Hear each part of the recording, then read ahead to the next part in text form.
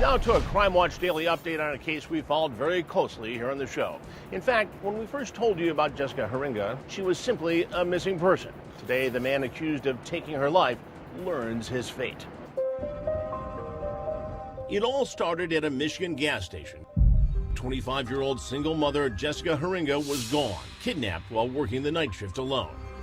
From the start, we had the belief that the person who abducted Jessica knew her, and she knew her abductor.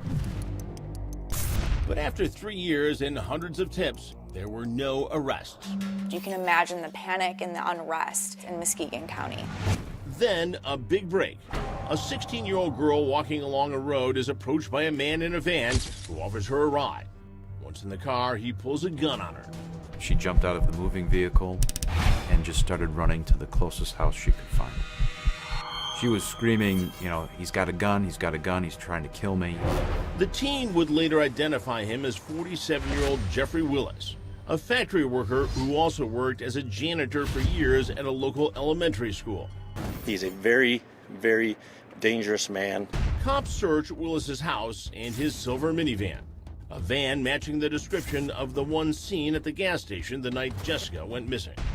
Detectives say Willis's van is equipped with toolboxes of terror. Investigators recovered multiple syringes of a liquid that appears to be a drug or a sedative of some kind in a hidden compartment.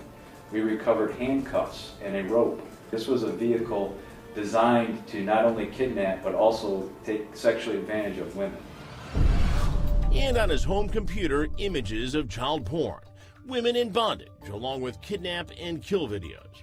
Attack her, sexually assault her.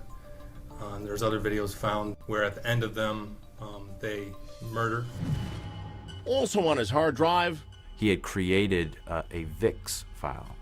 VIX stand for victims. One was labeled RSB, as in Rebecca Sue Bletch, who was murdered along the side of the road while jogging. Another folder was labeled JLH and is filled with downloaded pictures of Jessica Lynn Heeringa. This was his way of kind of basically creating his own little private trophy case, if you will. We were in the midst of our own serial killer here in Muskegon County. Even though Heeringa's body was never found, Willis would eventually be charged with both murders, standing trial for Rebecca's murder first. There were jurors that wouldn't even look at him. He would quickly be found guilty of first-degree murder and sentenced to life without parole. When the verdict was handed down, Willis was stone cold. It was almost like he lost color. He was just pale. And when he walked out of there, you heard everything. Rot in hell, die in prison. You know, this never brings a loved one back, but it is justice.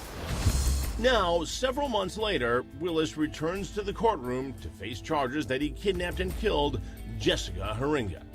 And it doesn't take long for the jury to come up with the same conclusion: guilty on all counts. However, in a strange twist, one of the people who believes Willis didn't commit the heinous crime is Jessica's mother. As a parent myself, I can certainly understand why she would have those feelings. As much as we want to hope that Jessica is still alive, the evidence was painting a picture that she was clearly deceased. Willis will be sentenced later this year, and even with the conviction, prosecutor Hansen says this case isn't over, and it won't be until they find Jessica's body and give her family the closure they deserve. I'm Chris Hansen. If you like this story, make sure you tune in every day to Crime Watch Daily. You can find where the show airs in your city at crimewatchdaily.com. Watch it live or record it on your DVR and watch it at night. And to all those criminals out there, remember, we are watching.